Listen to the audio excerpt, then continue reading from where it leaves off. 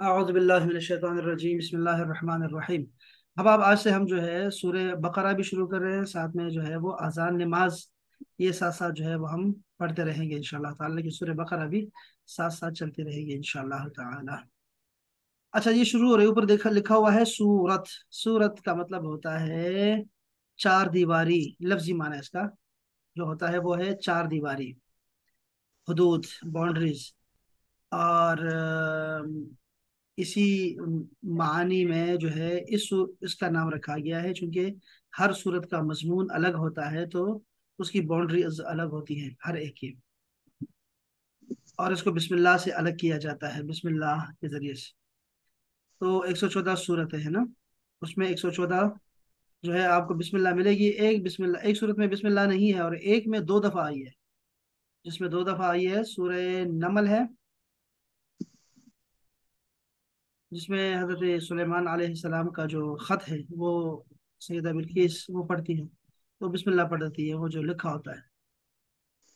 تو سورت کا معنی یہ ہوا لفظی اور اصطلاحی، اور ابھی ہم پڑھیں گے بھی اس کے بارے میں مزید۔ البقرہ کا مطلب ہوتا ہے گائے، بقرہ دکو۔ یہ الف لام جو لگاتے ہیں یہ ٹاپک کو، جو بھی آپ کا جو عنوان ہوگا کسی مضمون کا، اس پہ الف لام لگا ہوتا ہے، ٹھیک ہے، عنوان پہ ہمیشہ۔ اور آگے لکھا ہوا ہے مدنیہ، لفظ ہے مدنیہ، یہ مدنی صورت ہے، مدنی صورت۔ آپ نے ایک بات یاد رکھنی ہے کہ مدنی اور مکی میں ایک فرق ہوتا ہے۔ مکی صورتیں وہ صورتیں ہوتی ہیں جو ہجرت سے پہلے نازل ہوئی، اور مدنی صورتیں وہ ہیں جو کہ ہجرت کے بعد نازل ہوئی، چاہے وہ مکہ مدینہ کے علاوہ کہیں اور بھی نازل ہوئی ہو، راستے میں کہیں نازل ہوئی ہو، صلح حدیبیہ کے موقع پہ یا کسی غزوے کے موقع پہ، تب بھی اس کو ہم مدنی کہیں گے، اس کو مکی کہیں گے اگر وہ ہجرت سے پہلے ہے اور بعد میں ہے۔ تو یہ تقسیم اور بھی تقسیمیں کی ہیں، لیکن یہ تقسیم اچھی ہے کہ ہم نے ہجرت کے حوالے سے اس کو رکھا ہے کہ بھئی 13 سال مکہ میں ہے اور اس کے بعد جو ہے مدینہ منورہ میں ہے، تو وہ مدنی صورتیں ہوں گی۔ اب ان کے ٹاپکس کا بھی فرق ہوتا ہے، یہ ہم پڑھیں گے اگر ٹائم ملا تو، کہ جو مکی صورتیں ہیں اس میں اللہ رسالت کے بارے میں اور توحید، رسالت اور آخرت کے بارے میں بات کی گئی ہے، ٹھیک ہے، عقیدے کے متعلق یعنی بہت زیادہ زور دیا گیا ہے توحید پہ، رسالت پہ اور آخرت پہ، کیونکہ وہ مکہ والے تھے، ان کو جو ہے یہ چیزیں سمجھانی تھی۔ لیکن مدینہ منورہ کی جو صورتیں ہوں گی اس میں آپ دیکھیں گے احکام ہوں گے، نماز کے، روزے کے، زکوٰۃ کے، حج کے، یہ مسائل ہوں گے جو علماء جو مومنین ہیں ان کو سمجھایا جائے گا، احکام جو ہے وہ نازل ہو رہے تھے مدنی منورہ میں۔ اچھا، اس میں آپ اگر دیکھنا چاہتے ہیں، سمجھنا چاہتے ہیں، تو یہ دیکھیں کہ جو مکی صورتیں ہوں گی اس کی آیتیں چھوٹی ہوں گی، والضحیٰ واللیل اذا سجا ما ودعک ربک وما قلی، تو اس طرح چھوٹی چھوٹی صورتیں آپ آیت ملیں گی آپ کو۔ لیکن جو مدنی صورتیں ہوں گی اس کی جو آیات ہوں گی وہ لمبی لمبی آیتیں ہوں گی اس میں، تو یہ بھی ایک فرق ہے۔ کچھ چیزیں ایسی ہیں جو ضروری ہے یہاں پہ وہ بتانی تھی ہمیں۔ سورہ بقرہ کی بہت ساری فضیلت بھی نازل ہوئی ہے، ابھی ہم کوشش کریں گے پڑھنے کی۔ تو اس کی آیاتہا، یہ لکھا ہوا ہے آیاتہا، یہ جو آیات ہے یہ تو آیت کی جمع ہے، اس کا مطلب ہوتا ہے علامت، نشانی اور معجزہ۔ آیت یہ تین معنوں میں آپ کو نا قرآن مجید میں ملے گا یہ لفظ بار بار۔ تو علامت ہے، نشانی ہے، علامت، اور میں نے کیا کہا، آیت، نشانی اور معجزہ۔ اچھا، اس کے علاوہ جو ہے یہ آخر میں ہا لکھا ہوا ہے، ہا، یہ جو ہا ہے نا اس کا مطلب ہوتا ہے ہر یا اٹس، دو معنی میں ہوتا ہے، اٹس یا ہر، ٹھیک ہے، اس کا، اس لڑکی کا، یعنی اس مؤنث کا، اردو میں کہتے ہیں اس مؤنث کی، اس مؤنث کے۔ تو آیاتہا اس کے آیات، یعنی کس کے، البقرہ کے، یعنی اس سورت کے، جو سورت ہم پڑھنے جا رہے ہیں اس کے آیات ہیں 286۔ السلام علیکم۔ وعلیکم السلام ورحمۃ اللہ۔ تو یہ 286 آیات ہیں۔ اچھا جی، 286 آیات میں سے، ہاں جی، اچھا رکوع ہے، رکوع جو ہے اس کے رکوعاتہا، آپ دیکھ رہے ہیں نا، رکوعات رکوع کی جمع ہے، اور ہا کا مطلب ہوگا اٹس، وہ 40 رکوع ہیں اس کے اندر، اس صورت کے اندر۔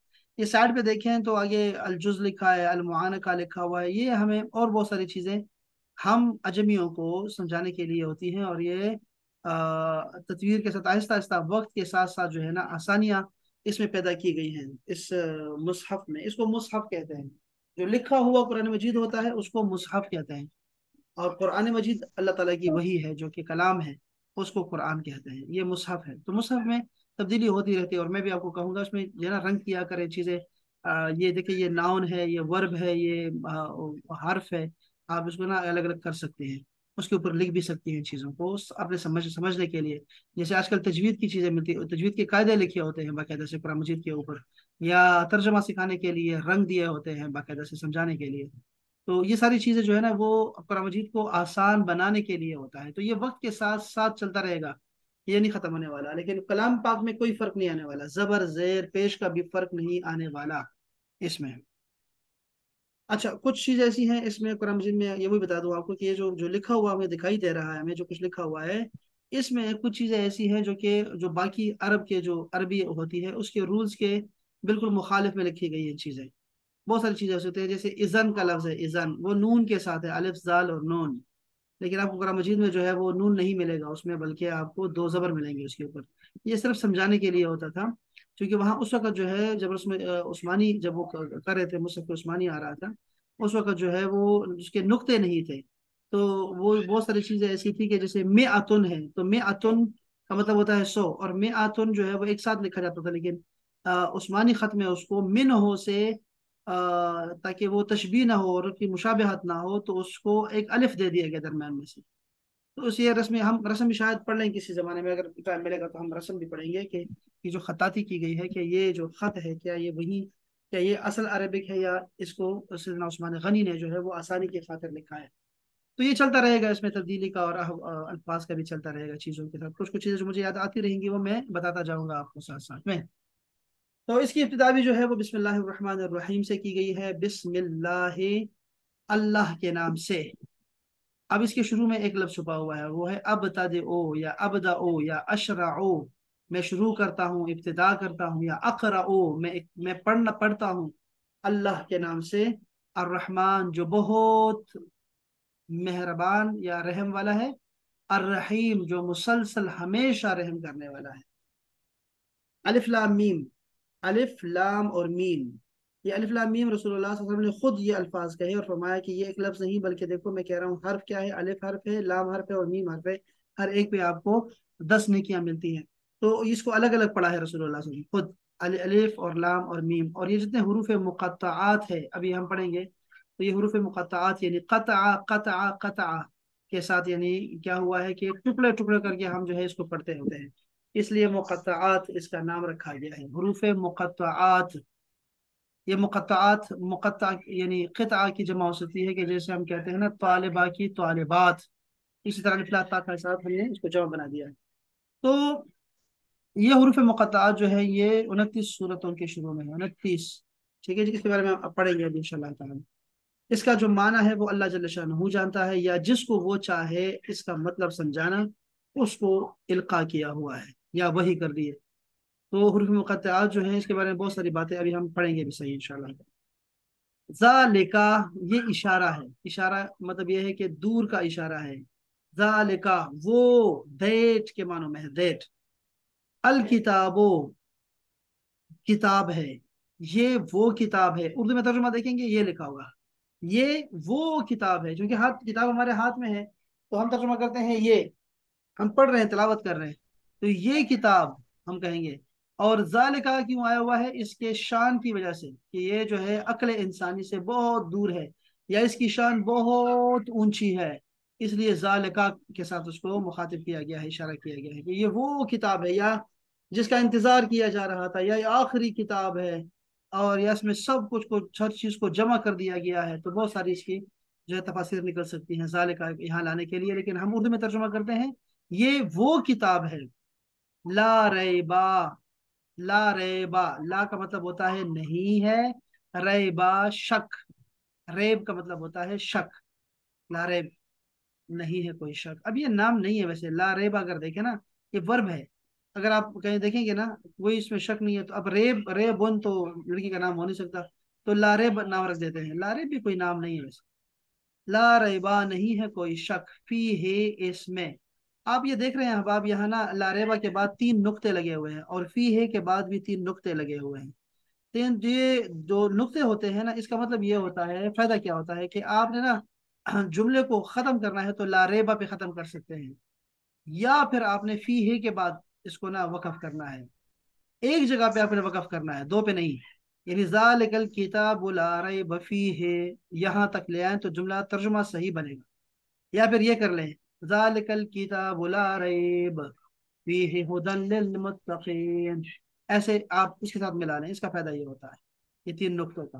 اور یہ لا ریبا کے بعد دیکھیں نا سواد اور لام بھی لگے ہوئے ہیں، تین نقطوں کی تو سمجھ آ گئی، اب ہے سواد اور لام، اس کا مطلب ہے سل، ملاؤ آپس میں، ملاؤ اس کو، فی ہے کے ساتھ ملاؤ۔ یہ جو جیم لکھا ہوا ہے، جیم کا مطلب ہوتا ہے کہ ملاؤ گے، ملا بھی سکتے ہو اور رک بھی سکتے ہو اور ملا بھی سکتے ہو، یہ جیم اس لیے ہوتا ہے، جائز ہے، وقف بھی جائز ہے اور اس کو ملانا بھی جائز ہے۔ لیکن اوپر دیکھیں تو اوپر دو جگہ پہ ایسا ہوا ہے کہ یار ملاؤ، تو ہم اس لیے زیادہ تر جو ہم تلاوت کرتے ہیں تو ہم لا ریب فیہ تک پڑھتے ہیں اور پھر ہدی للمتقین کو الگ پڑھتے ہیں، یہی اس کا سارا میں نے آپ کو اس کا بتا دیا ہے فلسفہ کہ کیوں لکھا ہوا ہے۔ فی ہے، فی ہے اصل میں دو لفظ ہیں، فی اور ہے۔ فی کا مطلب ہوتا ہے ان، یعنی میں، اور ہے یہ کبھی ہے آئے گا، کبھی ہو آئے گا، اور کبھی ہو آئے گا، کبھی ہی آئے گا، اس کے زبر زیر فرق ہوتا ہے، اس کے، اس سے جو پہلے حرف آیا ہوتا ہے نا اس کی وجہ سے۔ یہ جو فی ہے نا، فی یہ اس فیملی سے ہے جس کو ہم نے حروف جر کہا تھا، باو تاو کاف و لام واو منزو مسقلا رب حاشا من عدا فی ان الا حتا الا، تو یہ فی جو ہے نا جر دیتا ہے، تو فی ہے کر دیا ہم نے، فی ہے، فی ہے۔ آپ بے کے ساتھ دیکھیں گے تو بی ہی لکھا ہوتا ہے، بی ہی، وہ بھی مجرور ہے، تو یہ اس کی وجہ سے آتا ہے، کبھی چینج ہوتا رہے گا۔ لیکن ہے کا مطلب کیا ہے؟ ہے کا مطلب ہوتا ہے اس کا، اس اس مذکر کا، جو پیچھے مذکر گزرا ہوگا اس کی بات ہو رہی ہوگی۔ جیسے میں نے آپ کو یہاں کہا نا، یہاں پہ کہ یہ جو ہا ہے، یہ ہا واپس جا رہی ہے بقرہ کی طرف، آیات ہا کے سورہ بقرہ کی جو آیات ہیں وہ 286 ہیں۔ اسی طرح اس ہے کا بھی کوئی نہ کوئی جو ہے مرجع ہوتا ہے، مرجع یہ لفظ اگر یاد رہ گیا تو اچھی بات ہے، یعنی جس جس چیز جگہ پر یہ لوٹے گی اپنے، تو یہ ہاں لوٹتی ہے، پیچھے دیکھتی ہے، دیکھتی ہے کہ کون سا ناؤن ہے قریبی، تو یہ دیکھو یہ ناؤن ہے کتاب، اس میں کوئی شک نہیں ہے، یعنی اس کتاب میں کوئی شک نہیں ہے، یہ وہ کتاب ہے جس میں کوئی شک نہیں ہے۔ اچھا، ہدن، ہدن کا مطلب یہ ہدایت سے نکلا ہے، ہدن ہدایت سے، ہدایت ہے، بلکہ یہ ہدایت ہے، قرآن مجید ہدایت ہے تو ہم اس کو ہادن کہہ سکتے ہیں، ہادی، یہ قرآن ہادی ہے، راستہ دکھانے والا ہے۔ ہدایت کے دو مطلب ہوتے ہیں احباب، ہدایت کا مطلب ہوتا ہے، ہم نے پڑھا تھا بلکہ اس کو نا، ہدایت کا مطلب ہوتا ہے راستہ دکھانا، منزل دکھا دینا، یا پھر منزل تک پہنچا دینا، دونوں معنی میں ہدایت کا نام آتا ہے۔ ہدن یہ ہدایت ہے یا ہادی ہے یہ قرآن مجید، للمتقین، للمتقین کتنا بڑا لفظ ہے نا، اس کو آپ نا آپس میں اس کا خود آپریشن کر کے نا اس کو الگ الگ کر دے، تو لام زرلی جو ہے نا اس کو الگ کر دے، لام زرلے کا مطلب ہوتا ہے کے لیے، اس کو الگ کر دیں، پھر اس کے بعد الف تھا یہاں پر، المتقین لفظ تھا، المتقین، لیکن وہ کثرت استعمال کی وجہ سے لام جو ہے ختم ہو جاتا ہے، دکھائی بھی نہیں دیتا، جیسے بسم اللہ میں بھی دکھائی نہیں دیا، تو یہ المتقین تھا اصل میں، تو الف لام آتا ہے اسپیسیفائی کرنے کے لیے یا پراپر ناؤن بنانے کے لیے، اس کو ہم نے سائڈ پہ کر دیا، یا تمام کے لیے دو معنی میں الف لام آتا ہے، یا پراپر کرنے کے لیے کامن ناؤن کو خاص کرنے کے لیے یعنی، اور دوسرا اس کا معنی ہوتا ہے تمام، تو جیسے تمام عورتیں، تو اس کے لیے الف لام آیا کر المرأۃ۔ اچھا، اور اس کے کیا ہوگا، متقی، پھر ہے متقی لفظ ہے، ٹھیک ہے متقی، اور اس کے آخر میں ہے یا نون، تو یا نون کو بھی جمع کے لیے آتا ہے، یہ جمع بنانے کے لیے، تو یا نون کو الگ کر دیں اس کو بھی، تو پیچھے کیا بچا، الف لام بچا، الف لام کو بھی ہم نے ختم کر دیا، نکالو تو متقی بن جائے، رہ جائے گا۔ متقی کا مطلب ہوتا ہے پرہیزگار، پرہیز کرنے والا، کس چیز سے پرہیز کرنے والا، گناہ سے پرہیز کرتا ہے، بچتا ہے گناہ سے، ڈرتا ہے اللہ جل شانہ سے، تو للمتقین پرہیزگاروں کے لیے ترجمہ کرتے ہیں کہ یہ ہادی ہے، ہدایت کا ذریعہ ہے متقین کے لیے، تو یہ اس کا لفظی مطلب پڑھا ہے میں نے ابھی جو آپ کے سامنے پڑھا ہے، ٹھیک ہے۔ اب یہاں دیکھیں دوبارہ یہاں لکھا ہوا ہے، دیکھیں ذرا احباب ذرا غور کریں تو لکھا ہوا ہے الف لام میم، اللہ اس کے معنی کو جانتا ہے، یہ حروف مقطعات ہے، الف لام میم، ذالکا، ذالکا وہ، اس میں اشارہ ہے بہت دور کا اشارہ ہے. الکتابو، کتاب، قرآن، مشار الیہ جس کی طرف اشارہ کیا گیا ہے، یہ اشارہ ہے، اور یہ مشار الیہ ایک لفظ ہوتا ہے، یعنی جس کی طرف اشارہ کیا جاتا ہے اس کو مشار الیہ کہتے ہیں. لیکن یہ نیچے والی لائن آپ کے پڑھنے کی نہیں ہے، ٹھیک ہے، صرف 2 لائنیں پڑھا کریں اوپر والی. لا نہیں ہے، ریبا شک، فی ہے، دیکھو فی کو الگ لکھا ہے اور ہے کو الگ لکھا ہے، میں اس میں، ہدن یہ ہدایت ہے، لی المتقین واسطے پرہیزگاروں کے. الف لام میم، اس کتاب میں کوئی شک نہیں ہے، متقی لوگوں کے لیے ہدایت ہے. حروف مقطعات سے ہے، تفصیلی ذکر تو آگے آئے گا. قطع کا معنی ہوتا ہے کاٹنا. انہیں حروف مقطعات اس لیے کہا جاتا ہے کہ ان حروف کو کاٹ کر، یعنی الگ الگ کر کے ود بریک اپ پڑھا جاتا ہے. علم، علم کے بجائے ہم اس کو پڑھیں گے الف لام اور میم. ذالک الکتاب، ذالک اشارہ بعید ہے، حاض الکتاب کے بجائے ذالک الکتاب، حاضا ذالکا کا الٹ ہے، دس، اور ذالکا دیٹ استعمال کیا گیا ہے. مفہوم ہوگا کہ وہ کتاب جو لوح محفوظ میں ہے اور آپ علیہ الصلوۃ والسلام کے قلب اطہر پر اس کا نزول ہو رہا ہے، اس میں کوئی شک نہیں ہے. ابھی تو یہ آہستہ آہستہ نازل ہو رہا ہے. بعض مفسرین کے نزدیک ذالکا تعظیم کے لیے استعمال کیا گیا ہے، اس کی شان کی وجہ سے. بعض کے نزدیک اس کا مفہوم یہ ہے کہ وہ کتاب جو آپ علیہ السلام کی طرف نازل ہو چکی ہے، ہو رہی ہے، یا مستقبل میں نازل ہونے والی ہے. ذالکہ کا اشارہ سورۃ فاتحہ کی طرف بھی ہو سکتا ہے، کیونکہ سورۃ فاتحہ میں ام الکتاب ہے، ام الکتاب تو پوری کتاب کا خلاصہ ہے. چنانچہ معنی ہوگا ذالک الکتاب المذکور، یہ وہ کتاب ہے جس کا ذکر ہوا ہے، ملخصہ، جس کا خلاصہ لا ریب فیہ آپ پڑھ چکے ہیں، یہ وہ کتاب ہے، اس میں کوئی شک نہیں ہے. یعنی وہ جو سورہ فاتحہ ہے اس میں کوئی شک نہیں ہے. ذالک الکتاب اشارہ اور مشار الیہ. لا ریبا نہیں میں، لا جو ہے نفی جنس کے، ریب اس کا اسم ہے، اسی وجہ سے حالت نصب میں ہے. یعنی معنی ہوگا کہ اس کتاب کے اللہ کی طرف سے نازل کردہ ہونے میں کوئی شک یا تردد کی ادنا سی گنجائش بھی نہیں. یہ اس لیے کہا گیا ہے کہ اس سے قبل حروف مقطعات کے ذریعے عربوں کو وہ چیلنج دلایا گیا ہے، یاد دلایا گیا ہے، جو قرآن مجید کے اس جیسی کتاب یا صورت لانے کے متعلق بارہا دیا، اور وہ اس کے سامنے عاجز و بے بس ہو گئے تھے. گویا پہلے دلیل ذکر کی گئی ہے، پھر دعویٰ.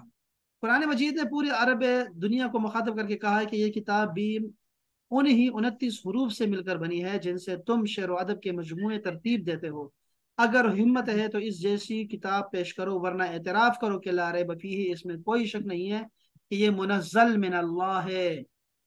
حروف مقطعات کو بعض صورتوں کے شروع میں لانے کی یہی حکمت ہوتی ہے، کیونکہ تقریباً وہ تمام صورتیں جن کا آغاز کو حروف مقطعات سے کیا گیا ہے، ان صورتوں میں حروف مقطعات کے فوراً بعد قرآن مجید کا ذکر ہوتا ہے. یہ بات آپ کو یاد رہے گی کہ حروف مقطعات کے بعد قرآن مجید کا ذکر ہوتا ہے بس.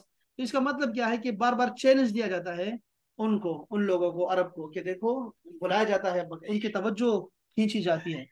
یاسین، دیکھو جیسے قاف والقرآن المجید، یاسین والقرآن الحکیم، طه ما انزلنا علیک القرآن لتشقى، وغیرہ وغیرہ. اس ضمن میں اہم ترین بات یہ ہے کہ عربی زبان میں حروف تہجی الفابیٹس کی تعداد بھی 29 ہے، اور حروف مقطعات سے شروع ہونے والی صورتوں کی تعداد بھی 29 ہے. لا ریب فیہ یہ جملہ ذالک الکتاب کی خبر ہے. کہتے ہیں کہ ہدن للمتقین، ہدن کا مادہ ہے ہا دال یا، جو 2 معنوں کے لیے استعمال ہوتا ہے، راہ دکھانا، منزل مقصود تک پہنچانا. یہاں دونوں معنوں میں استعمال ہوا ہے. واہ واہ. پہلی صورت میں مفہوم ہوگا کہ اس کتاب سے وہی لوگ ہدایت اور رہنمائی حاصل کر سکتے ہیں جن میں تقوی کی صفت موجود ہوگی، اور دوسری صورت میں مفہوم ہوگا کہ یہ کتاب اصحاب تقوی کو صراط مستقیم پر چلاتے ہوئے منزل مقصود تک پہنچا دے گی. واہ جی واہ. تقوی کیا ہے اس کا ذکر بعد میں آئے گا. بعض جگہ قرآن مجید کو ہدن للناس کہا گیا ہے، وہاں صرف راہ دکھانے کے معنی میں ہے کہ راستہ دکھاتا ہے. سمجھ آ گئی آپ کو؟ ہدن للناس آئے گا تو راستہ دکھا رہا ہوگا، لیکن ہدن للمتقین ہے تو یہ منزل تک پہنچا کے رہے گا اور راستہ بھی دکھائے گا، دونوں معنی میں آئے گا. کیا بات ہے جی، کیا بات ہے. یہ المتقین کا جو مادہ ہے وہ ہے واو قاف اور یا. اتقا وہ ڈرہا، یتقی وہ ڈرتا ہے، سے اس میں فاعل ہے، فاعل ڈور ہے، سبجیکٹ بنتا ہے. کیا ہے وہ قاف، یا عربی لغت میں دو معنوں میں استعمال ہوتا ہے، ڈرنا اور بچنا.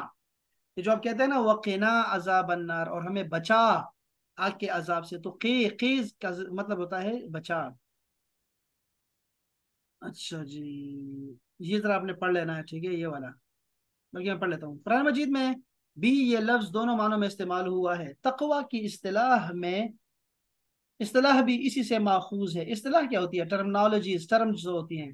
تقوی قرآن مجید کی اپنی کچھ ٹرمنالوجیز ہیں، ٹھیک ہے، تو اس کو ذرا سمجھیے گا. یہ سنا وغیرہ کو بتا رہا ہوں کہ ٹرمنالوجیز کیا ہوتی ہیں. دیکھو ایک ہی چیز ہوتی ہے، لیکن اس کو مختلف فن والے جو ہے نا مختلف نام دیتے ہیں آسانی کے لیے. ہر فن کے ماہرین جس چیز کو کوئی نام دیتے ہیں نا وہ ٹرمز کہلاتی ہیں. یہ ہے ٹرمنالوجیز کی جو ہے نا اس کا فلسفہ ہوتا ہے. ایک ہی ہتھوڑا ہوتا ہے، ڈاکٹر کے پاس پڑا ہو تو وہ کچھ اس کو پتہ نہیں کیا نام دیتا ہے، سونار کے پاس ہو تو پتہ نہیں کیا نام دیتا ہے، لوہار کے پاس ہو تو کچھ اور نام دیتا ہے، مستری کے پاس ہو تو کچھ اور نام دیتا ہے. تو یہ ایسے مختلف نام دیے جاتے ہیں چیزوں کو. تو اس کو اصطلاح بولتے ہیں، اصطلاح. ایسا ڈر جس میں بچاؤ بھی ہو. کیا بات ہے، تقوی کیا معنی ہے اس کا؟ ایسا ڈر اللہ سے کہ جس میں بچاؤ بھی ہو. اس کی سادہ سی تمثیل یوں بیان کی جا سکتی ہے کہ انسان سامنے سے آتے ہوئے تیر کو دیکھ کر ڈرتا بھی ہے اور اپنے آپ کو بچانے کی بھی کوشش کرتا ہے. چنانچہ تقوی کا مفہوم ہوگا اللہ کے قہر و عذاب سے ڈرتے ہوئے اس کی معصیت اور گناہوں سے بچنا.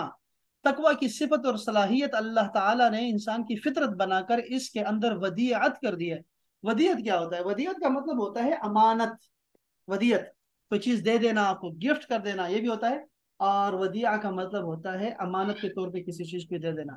اللہ پاک نے فرمایا قرآن مجید میں فَأَلْهَمَهَا فُجُورَهَا وَتَقْوَاهَا. اللہ پاک نے فرمایا وَنَفْسٍ وَمَا سَوَّاهَا، اور ہم نے نفس کی قسم ہے جس کو ہم نے بنا دیا ہے، برابر بنا دیا ہے، نفس کو ہم نے ٹھیک طریقے سے بنایا. فَأَلْهَمَهَا فُجُورَهَا، پھر ہم نے اس کو الہام کر دیا نفس کو کہ یہ برا ہے، یہ برائی ہے، فجور ہے. وَتَقْوَاهَا، اور یہ تمہارے لیے جو ہے وہ بہتر ہے. کیا ٹھیک ہے کیا غلط ہے نفس کو پتا ہوتا ہے، انسان کو اپنے آپ سے پتا ہوتا ہے. اور رسول اللہ نے احادیث میں بھی ایسے صحابی کے سینے پہ ہاتھ مارا اور کہا یہاں سے فتوا لو، خود سے فتوا لو، خود مفتی بنو. تو ہمیں پتا ہوتا ہے نیکی برائی اور اس اچھائی کا، نیکی کا. تو یہ اللہ پاک نے فرما دیا ہے تقوی انسان کے دل کے اندر ہوتا ہے. اور حدیث پاک میں اشارہ کیا رسول اللہ نے، ایسے 3 دفعہ دل کی طرف اشارہ کیا انگلی سے ایسے مار کے، فرمایا تقوی ہا ہونا، تقوی یہاں ہے، تقوی ہا ہونا. تقوی تو سینے میں ہوتا ہے، دل میں ہوتا ہے. تو یہ کتاب ان لوگوں کو سیدھا راہ دکھانے والی یا راہ ہدایت پر گامزن کر کے منزل مقصود پر پہنچانے والی ہے، جن کی فطرت مسخ نہیں ہوئی بلکہ ان میں اس کتاب سے روشنی حاصل کرنے کی صلاحیت موجود ہوتی ہے. جس طرح آفتاب کی کرنوں اور ضیاء پاشیوں سے روشنی وہی حاصل کر سکتا ہے جس میں قوت بصارت موجود ہو. آنکھیں بند کر کے آفتاب سے روشنی حاصل نہیں کی جا سکتی. بے عین ہی، بے عین ہی کا مطلب ہوتا ہے، دیکھو ایسے لکھا جاتا ہے بے عین ہی. بے عین ہی کا مطلب ہے کہ بالکل اسی طرح قرآن مجید ایک نور ہے اور دل کی آنکھ کھولے بغیر اس سے ہدایت کی روشنی حاصل نہیں کی جا سکتی. ہدی للمتقین، ذالک الکتابوں کی دوسری خبر ہے. پہلے کہا ذالک الکتاب، یہ وہ کتاب ہے، پہلی بات بتا رہے ہیں اس کے بارے میں کہ لا ریب فیہ، اس میں کوئی شک نہیں. اور دوسری بات یہ بتا رہے ہیں کہ ہدی للمتقین، یہ متقیوں کے لیے ہادی ہے. تو اچھا جی، بعض مفسرین کے نزدیک اس سے پہلے ہوا محذوف ہے. ہوا یعنی یہاں پہ ہدن سے پہلے کیا ہوگا؟ ہوا ہدن للمتقین. تفسیر نکات کیا ہے کہ الف لام میم یہ حروف مقطعات سے ہے، ان کا کوئی متعین معنی نہیں ہے. عرب کے فصحا یعنی فصیح لوگ، فصحا و بلغا، بلغا یعنی بلیغ لوگ، فصیح اور بلیغ بہت بڑا چیلنج دیا ہے. دوسری بات یہ ہے کہ اس میں کوئی شک نہیں ہے کہ یہ کتاب رب العالمین کی طرف سے ہے جو بواسطہ جبرائیل علیہ السلام محمد رسول اللہ صلی اللہ علیہ وآلہ وسلم پر نازل کی گئی ہے. تیسری بات یہ ہے کہ یہ کتاب پرہیزگاروں کے لیے ہدایت ہے، راہ دینے والی ہے، یعنی ان میں ان کے لیے مزید ہدایت کا بندوبست کیا گیا ہے. اور آپ حیران ہو جائیں گے، ابھی ہم پڑھ رہے ہیں قرآن مجید، آپ نے ساری زندگی قرآن مجید پڑھا ہے، ابھی آپ پڑھ رہے ہیں تو آپ کو اور انشاءاللہ چیزیں ملتی رہیں گی اور حیران ہوتے رہیں گے آپ. لیکن آپ حیران ہوں گے کہ جو قرآن کے مفسرین ہیں نا لکھے ہوئے، وہ بھی آخری سانس تک قرآن مجید کے جو معارف ہے اور اس میں جو چیزیں ہیں جس کا مزہ ہے، لطف ہے نا، وہ سمیٹ نہیں پائے سارے کا سارا. بہت تھوڑا لے پاتے ہیں. یعنی اس کا جو مزہ ہے نا وہ آخری دم تک ساتھ رہے گا آپ کے. اس کے الفاظ میں جو مزہ ہے، آپ اس کے جو علوم ہے، تفسیریں ہیں، آپ حیران ہو جائیں گے کہ کیا کیا ہو رہا ہے. یہ ہم جو تھوڑا پڑھیں گے نا، تھوڑا بہت پڑھیں گے، یہ جو ہم پڑھ رہے ہیں فی الحال، یہ ہم صرف لغوی اعتبار سے پڑھ رہے ہیں. یعنی ہم صرف الفاظ کو دیکھ کے نا الفاظ کے بارے میں بات کر رہے ہیں، ہم تفسیروں میں نہیں جا رہے. ٹھیک ہے نا، تفسیریں بعد میں ہوتی ہیں. تفسیریں مختلف قسم کی ہوتی ہیں. یا تو تفسیر ہوگی قرآن سے، قرآن کی، قرآن سے ہی قرآن میں تفسیر مل جائے گی تو آپ کو بتا دیا جائے گا. جیسے انعمت علیہم، جس پہ تو نے انعام کیا، آگے جا کے اللہ پاک نے خود ہی فرمایا میں نے انبیاء پہ کیا انعام، صدیقین پہ کیا، شہداء پہ کیا، صالحین پہ کیا، تو ان کے راستے کو اپنا لو، تو یہی صراط مستقیم ہے. اس طرح تفسیر مل جائے گی آپ کو قرآن سے قرآن کی. دوسری تفسیر ہوتی ہے قرآن بالاثر، یعنی کہ حدیث سے آپ کی ہوتی ہے. حدیث کو آپ دیکھتے ہیں اور حدیثوں سے آپ تفسیر کرنا شروع کر دیتے ہیں قرآن کی، چونکہ اللہ پاک نے خود فرمایا ہے کہ وَمَا يَنطِقُ عَنِ الْهَوَىٰ، اور لِتُبَيِّنَ لِلنَّاسِ، تاکہ تم بیان کر سکو کھول کھول کے ہماری آیات کو. یعنی قرآن مجید میں ایک ملخص ہوگا، خلاصہ ہوگا، تم نے اس کو تفصیل دینے، تشریح بیان کرنی ہے اپنی احادیث میں. تو وہ پھر دکھایا بھی، عمل کے ذریعے بھی دکھایا، سنت کے ذریعے دکھایا بھی ہے عمل کر کے. تو ہمیں پھر وہاں سے بھی تفسیر ملتی ہے. اس طرح پھر فقہ کے بارے میں الگ سے ہے کہ قرآن مجید میں جو احکام نازل ہوئے ہیں اس کی الگ تفسیر ہوتی ہے. اس طرح جو قرآن مجید کے الفاظ ہیں نا، اس میں کیا خوبصورتی ہے اور کیا معجزہ ہے، معجزات ہیں، اس کی لغوی تفسیر ہوتی ہے الگ سے. اچھا، اس کے علاوہ جو ہے وہ عقائد کی ہوتی ہے کہ اس سے عقیدے ہیں کیا کیا ہم قرآن مجید سے لے سکتے ہیں، تو عقیدوں کی الگ سے تفسیر ہوتی ہے. اس طرح تصوف کی، روحانیت کے لیے جو لوگ روحانیت کا جو ہے نا وہ اس پہ چل رہے ہوتے ہیں، سالک ہوتے ہیں، تصوف کے جو ہے نا وہ سلسلے میں ہوتے ہیں، وہ پھر اس سے جو ہدایت لینا چاہتے ہوتے ہیں، تو ان کے لیے ایک ان الفاظ کا باطن بھی ہوتا ہے، تو وہ اس کی طرف اپنی تفسیر کرتے ہوتے ہیں. اس طرح بہت ساری تفاسیر، سائنسی تفسیر الگ ہوتی ہے. تو ہم تفاسیر میں نہیں جا رہے وہ تو ساری زندگی پڑی ہے آپ کے لیے.